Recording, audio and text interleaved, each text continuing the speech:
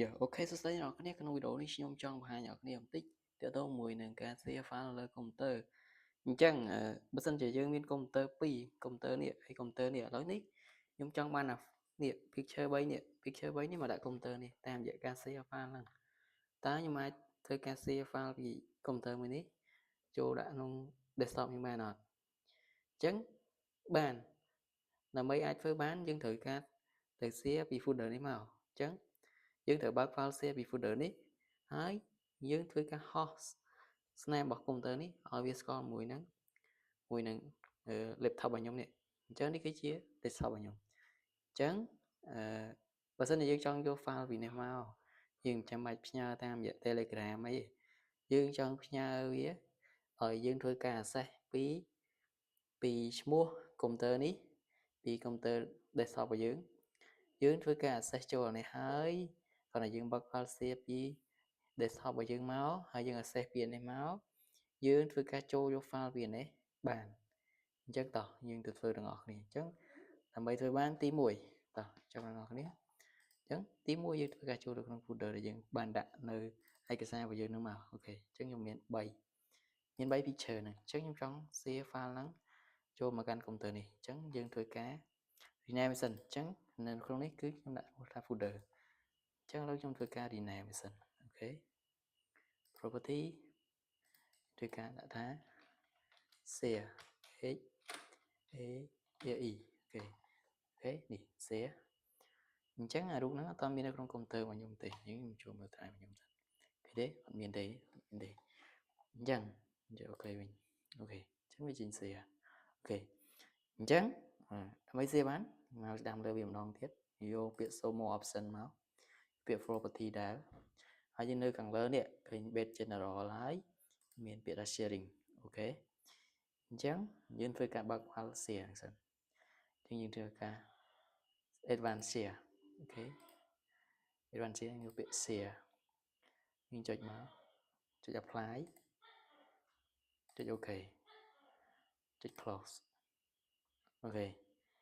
អញ្ចឹងហើយយើង file ហ្នឹងយើងបានបើក share ចង់ដឹងថាតើ file ហ្នឹងយើងជួបអត់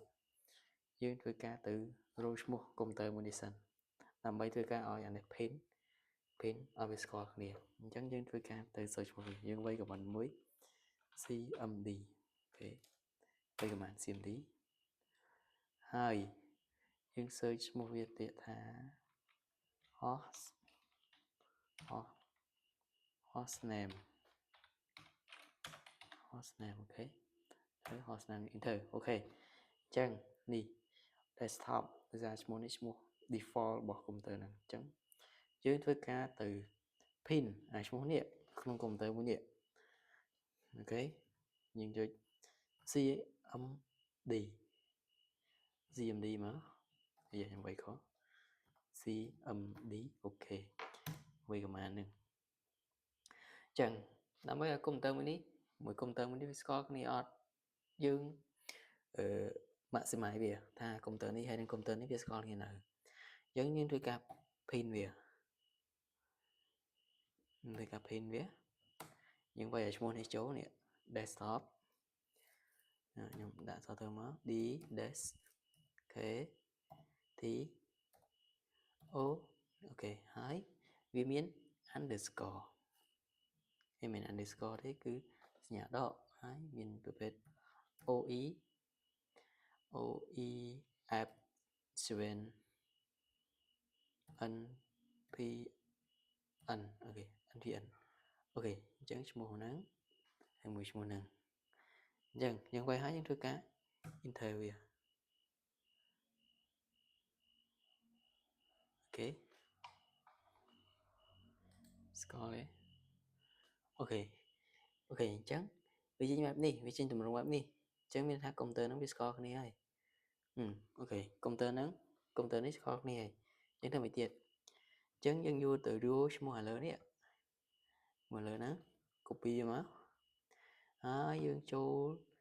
ទៅកាន់ key របស់យើង Windows A មកអូខេ Windows A ហើយយើងធ្វើការ /2 បន្ទាប់មកយើងធ្វើការផាសឈ្មោះហ្នឹងឈ្មោះយើង pin មិញហ្នឹង pin ដើមមិញហ្នឹងចូលមកចូលយើង enter មក ok này việc squat Windows cannot find ok chân coi mùi nhưng mơ dẫn đọ clear ok những đọ clear mình chân phải đánh đọ clear chân như chị ok bằng tiệt sụp am tích ok chân như ai quay user password bỏ công tơ mình đi chân làm bay bị xua ta công tơ năng nán như cho tới can control panel kìa cho mà can control panel ok user admin ok user user này dương vô chốt chốt ok mở dần ní admin administrator check account standard admin administrator ok ní user nhầm mình đi nhưng thôi ca control password chẳng nhưng mà đã password thì